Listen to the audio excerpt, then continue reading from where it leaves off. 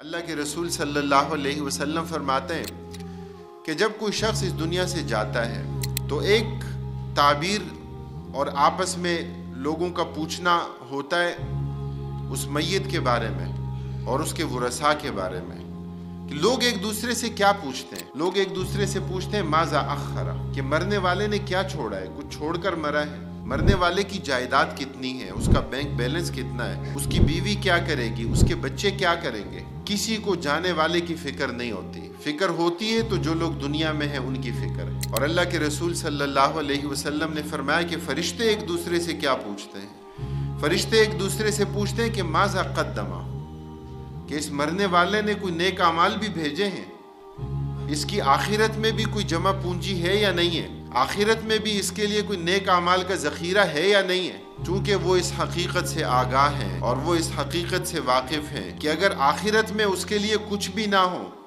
تو پھر اس کے لیے عذاب ہی عذاب ہے. حضرت عثمان بن عفان رضی اللہ تعالیٰ عنہ کے بارے میں آتا ہے کان اذا وقف علی قبر بکا حتی یبل لحیتہ، فرمایا کہ جب کسی قبر کے پاس کھڑے ہوتے تو روتے، اتنا روتے کہ ان کی داڑھی مبارک آنسوؤں سے تر ہو جاتی.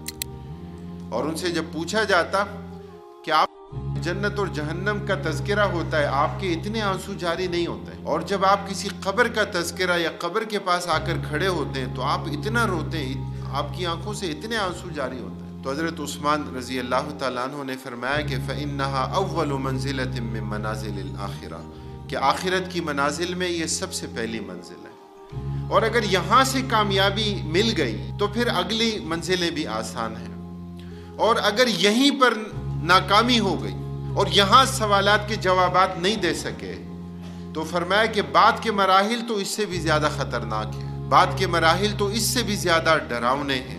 آپ صلی اللہ علیہ وسلم نے فرمایا کہ کوئی منظر قبر سے زیادہ ڈراؤنا نہیں ہے، اور فرمایا اگر مجھے اس بات کا خوف نہ ہوتا کہ تم اپنے مردوں کو دفنانا چھوڑ دو گے تو میں اللہ تعالیٰ سے یہ دعا مانگتا ان یسمعکم، کہ اللہ رب العالمین عذاب اور وہ چیخ و پکار اللہ رب العالمین تمہیں بھی سنا دیتے ہیں، کہ جنہیں بعض جانور سن لیتے ہیں، وہ بدک جاتے ہیں، لیکن اگر ایسا ہوتا تو تم اپنے مردوں کو دفنانا چھوڑ دیتے. تو فرمایا اس وجہ سے تم وہ آہ و بکا نہیں سن سکتے، تم وہ چیخیں نہیں سن سکتے، تم عذاب قبر کی وہ صورت وہ تمہاری سماعت میں نہیں آتی.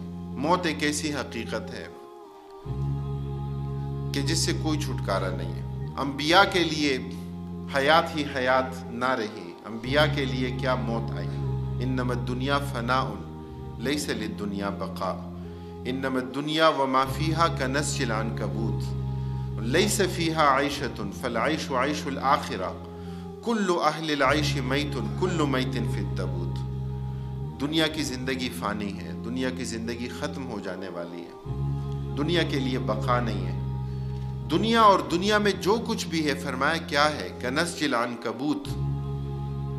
شاعر آسی فرماتے ہیں کہ دنیا اور دنیا میں جو کچھ ہے کیا ہے، کنسج العنکبوت، گویا مکڑی کا جالا ہے. کل اہل العیش میت، ہر زندہ مرنے والا ہے. اس ریل گاڑی میں جو بھی بیٹھ گیا اس نے بالآخر اترنا ہے، کسی نے پہلے اترنا ہے، کسی نے بعد میں اترنا ہے، کسی کی منزل مقصود پہلے آئے گی اور کسی کی بعد میں آئے گی، لیکن بالآخر سب نے چلے جانا ہے.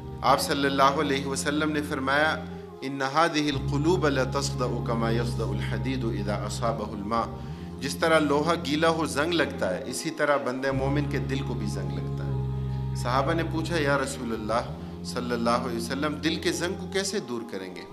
آپ نے فرمایا کثرت ذکر الموت و تلاوت القرآن، اپنی موت کو کثرت سے یاد کرنا اور قرآن کی تلاوت کرنا، یہ دل کے زنگ کو دور کرنے کا علاج اور طریقہ ہے. اللہ تعالی ہمیں آخرت کی فکر کو اپنے دل و دماغ میں راسخ کرنے اور اس کے نتیجے میں اپنے اعمال کو سنوارنے اور بہتر بنانے کی توفیق نصیب فرمائے. وآخر دعوانا ان الحمد للہ رب العالمین.